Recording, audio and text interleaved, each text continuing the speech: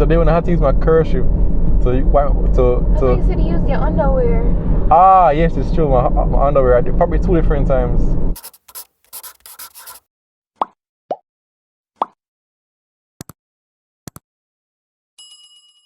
Let it. Rise up this morning. Da na na na na da da.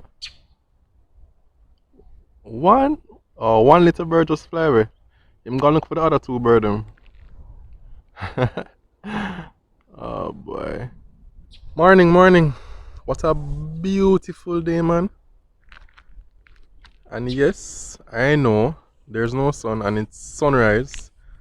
It's almost 6 o'clock, but there's no sun. But all the days that are beautiful can have sunshine. Even the days with little cloud. Actually, there are a lot of clouds now. And the breeze is picking up, and I think it's going to start raining soon. But the day is still beautiful. The fact that you have life, the fact that you have breath, is a lot to give thanks for, So, starting today, had to get up early. Not earlier than usual, because I was seeing the babies with Tina. Made something for Hannah, because she's going out to school. Her second day of some preparation for one of her CXC subjects.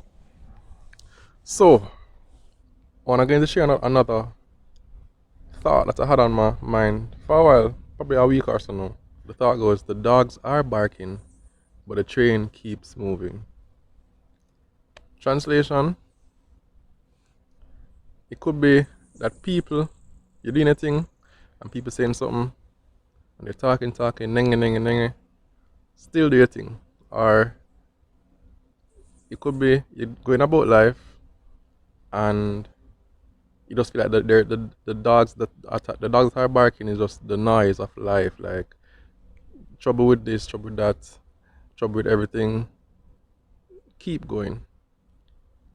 So whatever you're doing, if it's purposeful, keep doing it, regardless of the noise that's going on around you. Make sense? Yeah, so as a quint, I have to go back for Hannah, right? So leaving out now, and that's still in the background. Looking for something to wear, and I say, you know what? I'm going to wear my Woolmer's blazer that still fits, by the way. I actually remember it fitting this way. And this is my attire for the day. So heading out now to get Hannah. But honestly, this jacket brings back so many memories. It's unbelievable. Like one of the first ones that I can remember. One of my first memories is my graduation day when I had on this jacket. And somebody, I don't remember who snapped this picture that I'm going to show you right now. Look at this picture. I mean, the moment is impeccable. The timing is impeccable. To catch me at that moment when I'm yawning, I mean, it's a graduation exercise. I'm happy that I'm leaving and, matriculation, but I guess I was still kind of bored or hungry, one of them. But whatever it was overwhelming and I couldn't help it. And I just yawned like that. Very embarrassing. But hey, yeah, that's one of the first memories. But apart from that, just generally going back, to how much of a girl is I was at school and everything. I mean, if you never know Paul at Woolmer's them time, you never know nobody. If you weren't hanging with me, you weren't hanging with nobody. You were a nobody. Is it because them time there? No, girl, this is not me. I was no cool kid. I was no. Yeah. My identity at Woolmer's was in my singing group, Octave. Big up to the Octave crew. And they were the guys who I stuck with for my 7 years at Woolmer's, Believe you me, that's where my identity. As a Woolmerian, somebody know me say, Paul was singing with the group. Because otherwise I pretty much went through school. Let's go, guys. Pretty much, low-key. I became a prefect, yes. But apart from that, I never gave no bag of trouble. I wasn't super bright. So I was like one of those, I wasn't a resounding athlete, winning champs in the 100th year like some of my friends. I wasn't no star footballer. I did try for the football team. That never went well. That dream ended in first form. But in high school I just had a very low, teenagers finding out themselves, black guy, skinny, just not the most confident person in the world. I've always been a good musician, and I always had an ear for music, so octave just made sense. Christians sing a cappella. Fell out of love with a cappella after a while though. But kept on singing and singing. And we were singing at and requested at different ISF concerts, Passion and Purity conferences and stuff like that. So yeah man, I really enjoyed those times, really loved those guys. My crew.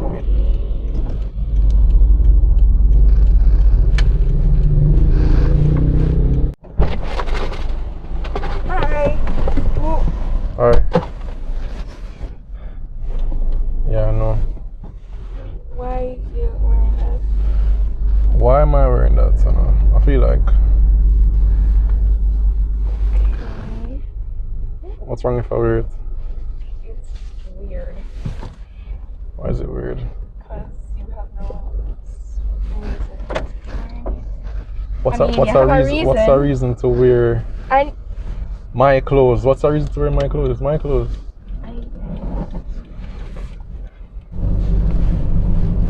Anyway, what you had to eat today? Same thing on this level. Wrong, because you had a box juice. Fine, I switched out the box juice for the water. You switched out the water for the box juice. Because yesterday you had the water, right? Okay. Are we getting ice cream today? No. Why? Oh, that was an easy answer. You said yesterday that we were going to get ice cream today. No, I did not. I said yesterday we could get ice cream today. Okay, can we get ice cream today? And I said no, we can't get ice cream today. Why? Because yesterday we could, and today I'm deciding that we can't. Why? Z. Huh? Z. Why can't we get ice cream? Why should we get ice cream? Love you first. Well, this can be a life lesson. Not everything you feel for, you can get when you want it. Well, I'm going to start there. Hi. Thank you. I bet you thought you were a sixth former. Oh. That jacket and the way how you just said hi and thank you. I bet you thought you were a sixth former. I was very manageable, right? See? It's just no, well. Because like a little boy. You sounded the way how your voice sound. Okay. What's the most interesting thing that happened at Wilma's? Man, there was a day the bathrooms were disgusting as well. There was a day when I went home. I don't think I can tell that story. No, I don't think I can tell that story. Is it the same one that you told me? There's a day when I had to use my kerchief I thought you said you used your underwear. Ah, yes, it's true. My underwear. I did probably 2 different times. That was a very cool evening. Going home to take the bus.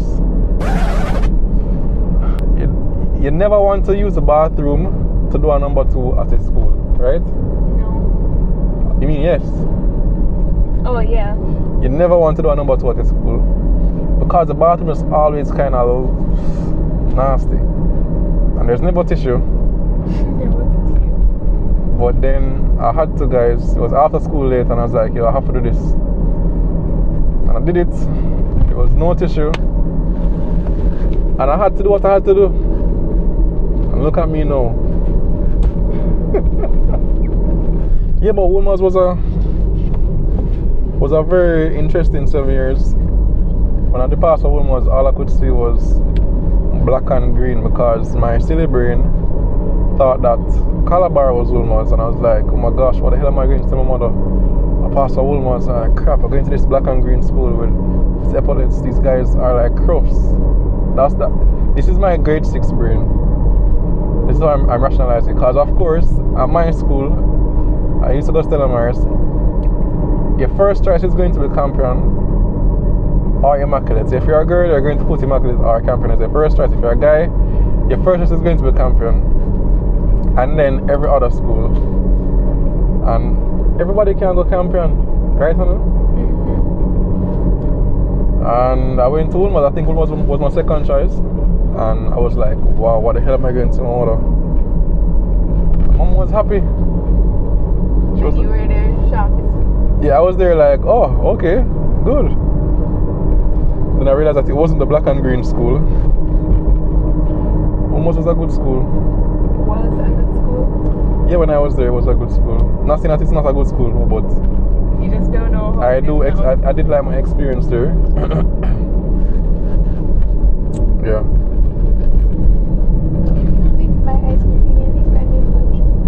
Nope, no ice cream, no fudge. Why? See. Alright, fine. Yay! Today? Of course.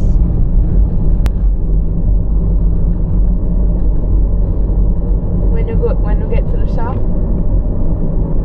Yeah, when you get to the shop. You're going to buy it? Yeah, I'm going to buy it. Whatever it is. You're going to buy the fudge? Yes, I'm going to buy the fudge.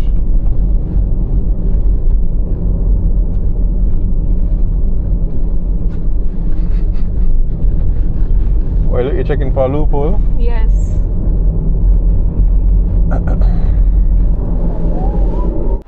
Back home now, thank God, so it was my little walk down memory lane. Tell everybody bye. Bye.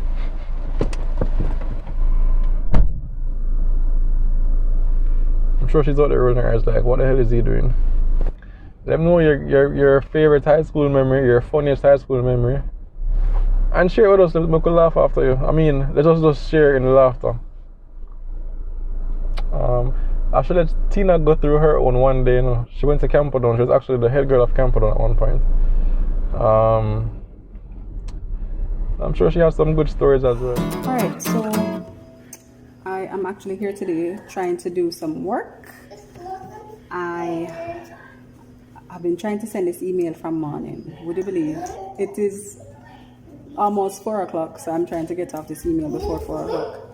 And yeah, just get this out of the way and move on to something else. There's clothes in the washing machine. There is dinner to think about. But yeah, one more day in our lovely busy lives.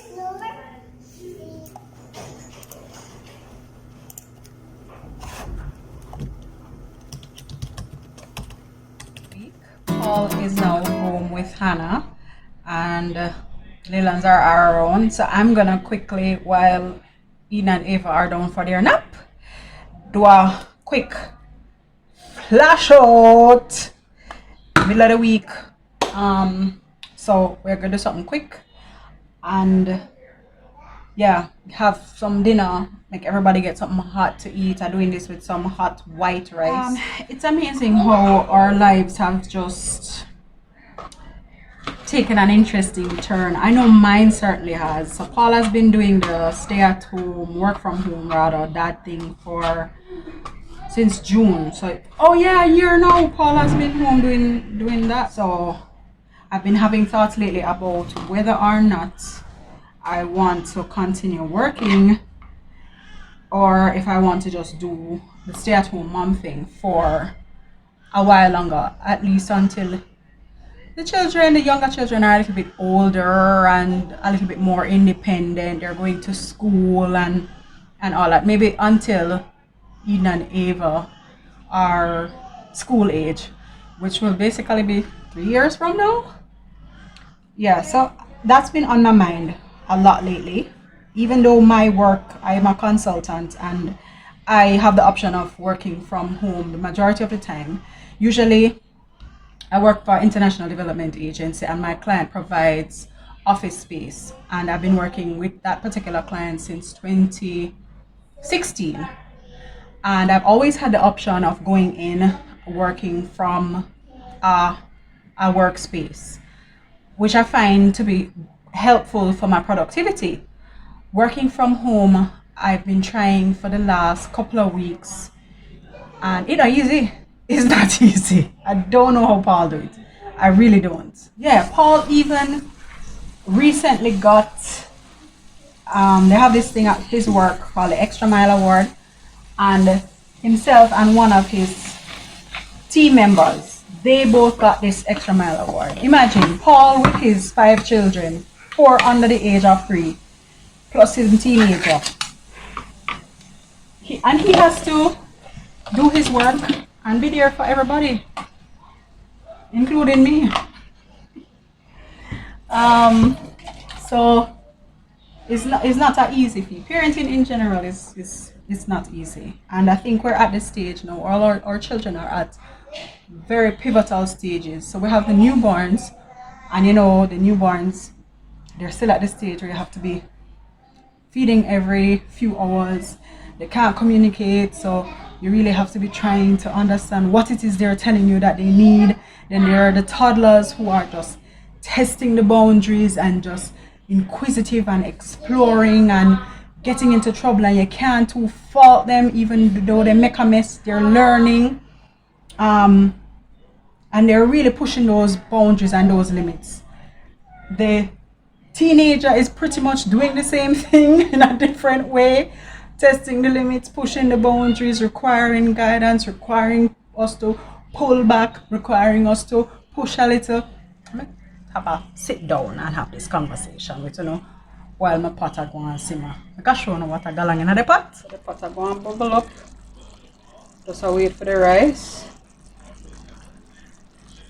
Have some nice pieces of scotch bonnet pepper in there, see? Yeah, man.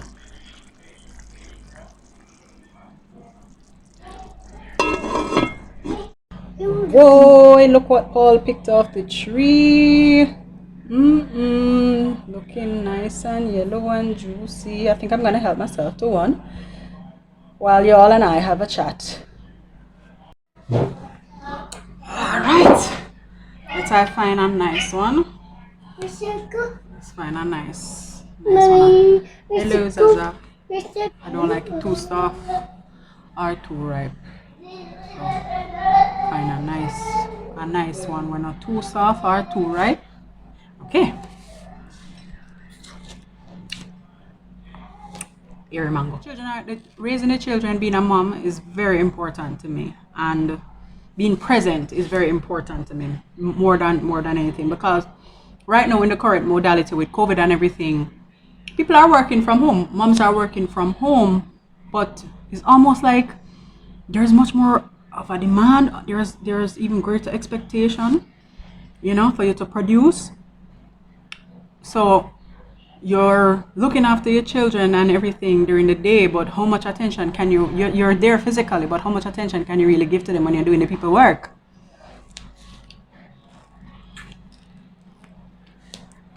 Therein lies my dilemma. It's gonna be a real balancing act. And I've tried it before. Logs. There's a trailer passing that's making a whole bunch of noise.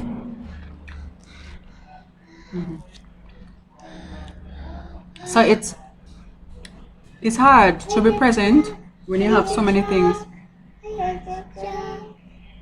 The truck gone. Truck gone.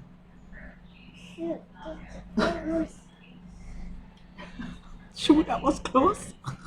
Moments like those, don't want to miss them, I want to be really present, because I look back at pictures now and there's so much I feel that I never spend enough time enjoying. It feels almost like it went too fast, it missed me. And I don't want that to happen, because these are my last set of babies. I don't want to miss a moment. I want to be present for it all. And not just the moment with these babies. There is also moments with Layla and Zara, and there are also moments with Hanash for the next 4 years, 3.5 basically. Hannah will become an adult, She's 14.5 now, and the time is just passing so quickly. I mean, when the heck did she even become 14? So, those are some of the thoughts that are contemplating. Hear the rice. Hold on. Yeah. Steaming down that rice. So, as I was saying to you guys, that's a thing that's on my mind of late, and I've been sharing it with Paul, and it's something to pray about.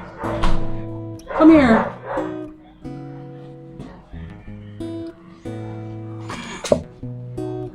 Tell us about this. What's going on here? Having earrings? Yes. So what's this one? Sticker. It's a sticker.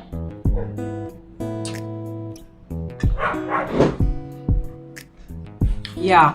So what I know is that motherhood is a divine calling. It's parenting, right? The call to be a mother, the call to be a father.